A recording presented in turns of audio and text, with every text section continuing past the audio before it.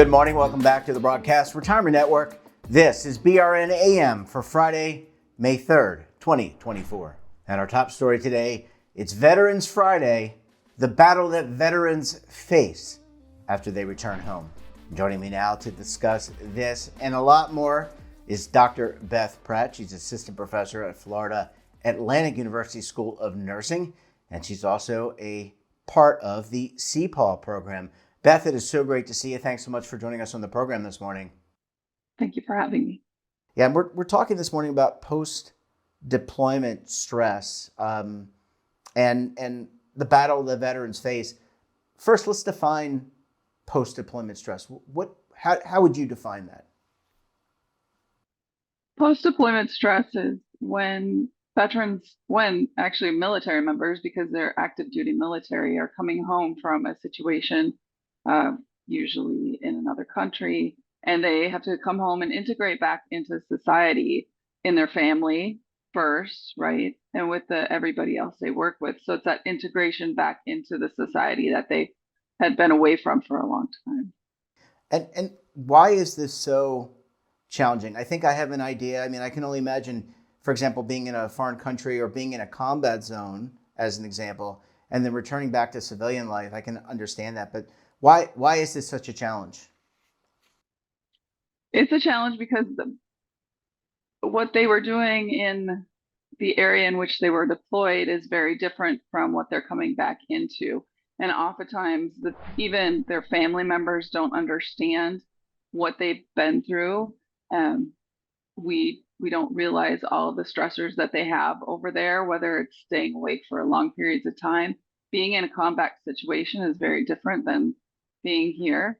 So they have to readapt to that. They have to reintegrate into their unit with people maybe they haven't seen for a long time. So they have to change their way of being, just being on alert in a deployment situation and not having to be on alert here in a safer situation. And how?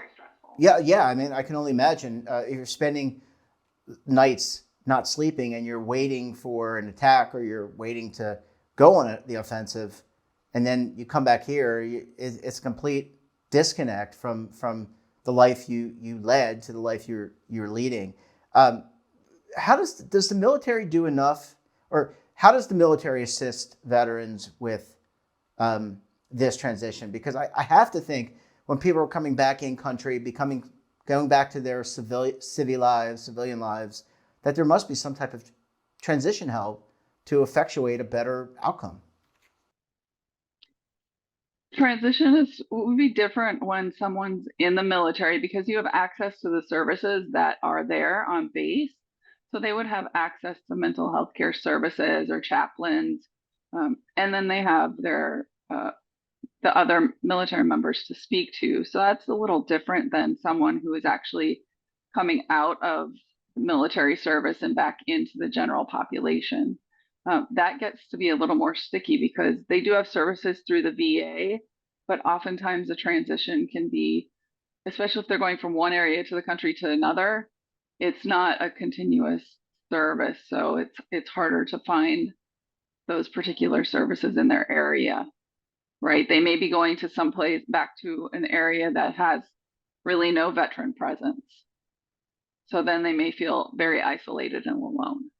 Yeah, like for example, going to the dentist, going to the ophthalmologist, or the optometrist, just going shopping. Because I would imagine going shopping is different than going to the canteen on a base. How do you go to the local supermarket?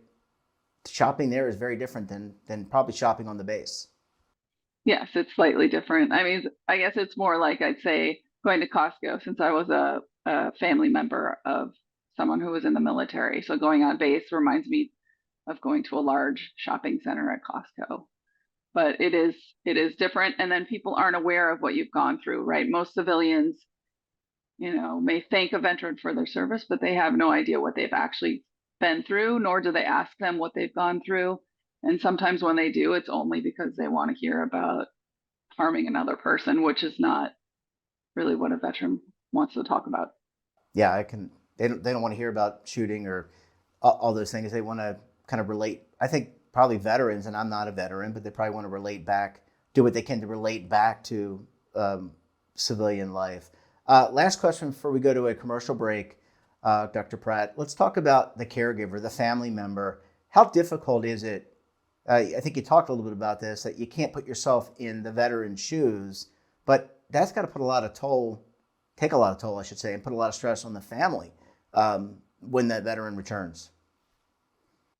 Yes, it can be very difficult. For example, when my ex-spouse returned from Iraq, it was difficult because, like I said, they get used to many things over there. Being hypervigilant is one.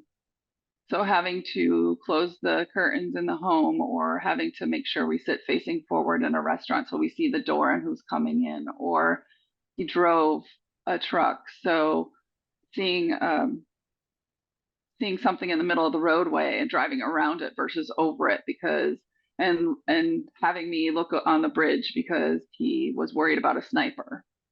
So these are things that were ingrained and lasted for a while. With time, with help from other people, mental health care professionals, your family members, it can become less and less. So it Yeah. can be difficult because you're very concerned about the person, and you want the best for them. Yet you can't relate exactly to that Yeah, as a and like any family other, member. yeah, and like any other process, it takes the time it's going to take based on the individual. So every veteran is going to be unique. Every family member is going to be unique. And I kind of liken it to, it's not the same, to the grieving process. My grieving process might be 100% different than your grieving process. Well, it's the same thing for a returning veteran. Dr. Pratt, I need to take a very quick break. When we come back, we'll talk about the CPAW program and how it's helping returning veterans and reduce that stress. You're going to want to stay tuned right here on BRN AM.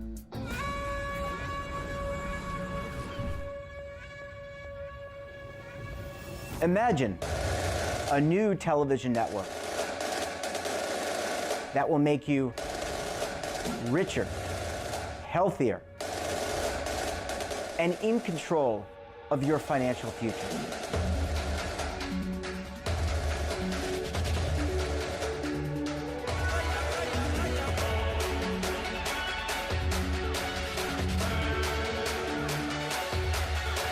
This network is for the policewoman in Nashville, Tennessee, the baker in Dubuque, Iowa, the teacher in Lexington, Kentucky. We want to make the idea of savings and retirement culturally relevant. But what do you see as a defining issue of the midterms? Especially for the smaller businesses. I mean, they are the lifeblood of the American economy.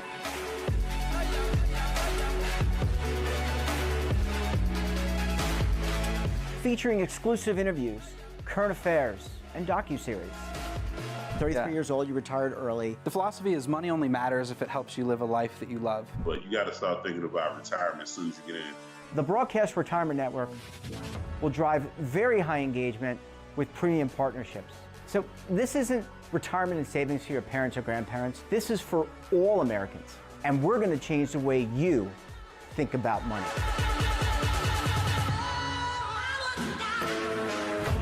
Welcome to the next frontier of retirement and savings.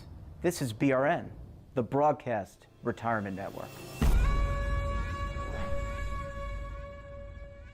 Dr. Pratt, it is so great to have you. Thanks so much for sticking around for segment number 2 this morning. Thank you. And I continue my streak of never losing a guest. I'm very, very excited about that. So we haven't chased you away. And again, not to make light of it, but this is a very important topic. And so many veterans out there struggling when they come back to the homeland. Let's talk about CPAW. What is the CPAW program, CPAWW? Okay. It is Canines Providing Assistance to Wounded Warriors, and it's a health research initiative for veterans. It was established in 2013 by Dr. Cross Perello. And so it's currently at Florida Atlantic University, and we have many different programs to assist veterans. And one thing, about 10 to 30% of veterans do develop PTSD over their lifetime. And out of those, 50% have a good treatment with medications or psychological treatments, but we offer interventions that are not that. So non-pharmacological interventions, more holistic interventions. And how does the I know just having, again, I'm a civilian, but having an animal living here, I can relate in some way to. We have cats, not canines, but I can, there's something about having an animal. The animal is, can relax you. It shows love, and it's very pure in its feelings. How does having a canine help the veteran reduce their stress? Well, if you kind of look at human animal interaction research in general, animals have been known to decrease stress and bring down cortisol levels and just help people sleep. And so, one of our programs, which is called the Veteran Canine Rescue Mission, we have a dog adoption and training program for veterans with PTSD. And some of our veterans who have gone through the program have transformed, really. We had someone come in that was very anxious, didn't want to speak to us, just wanted to get out of there. And once he adopted his dog and came back and spoke to us, he was calmer. He was actually able to get out into society, because sometimes dogs will help you feel more protected, will allow a space between others, because sometimes veterans don't like people coming into their space. So that dog is a buffer to protect them from other people, so to speak.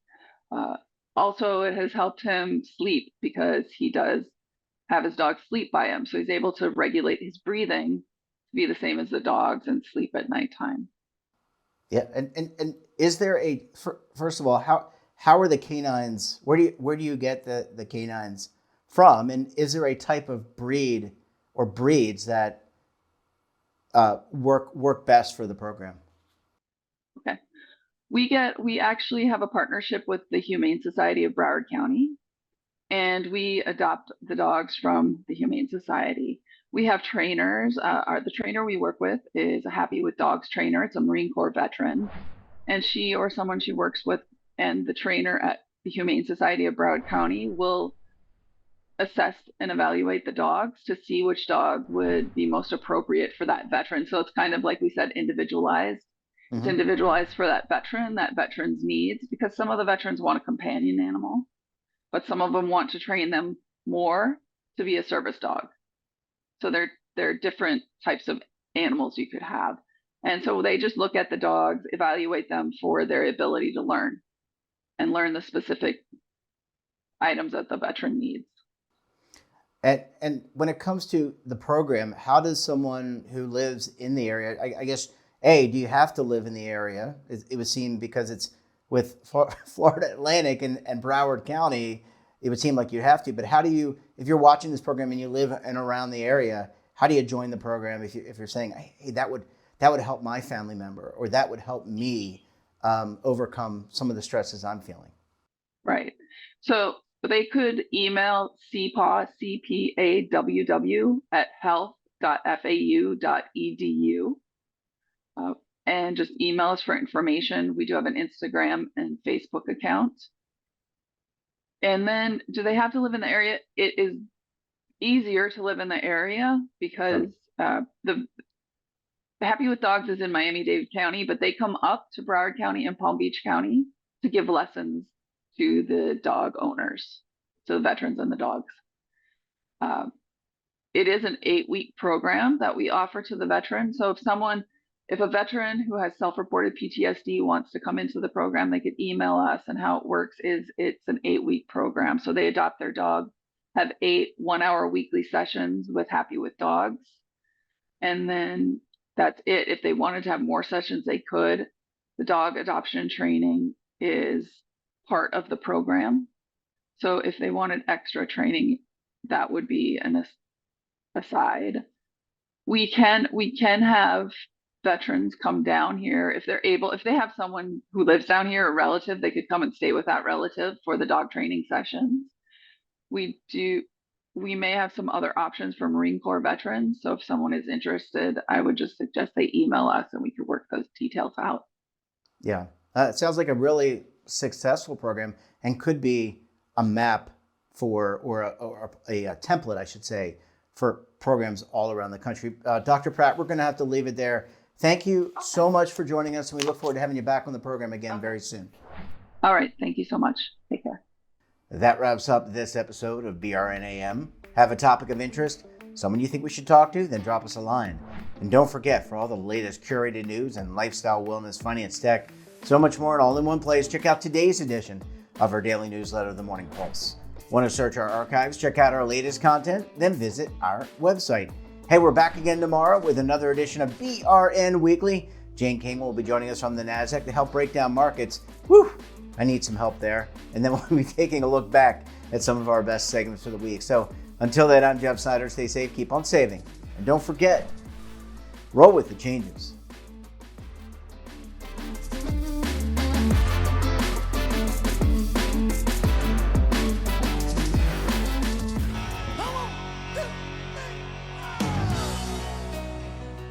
Now is your opportunity to co-create content around any topic on the First Lifestyle and Wellness Network. Reach a global audience through our platform and co-own exclusive branded content. All of our programs are available on demand and also as audio-only podcasts, so you can take us on the go. Broadcast Retirement Network, available anytime, anywhere, and on any device.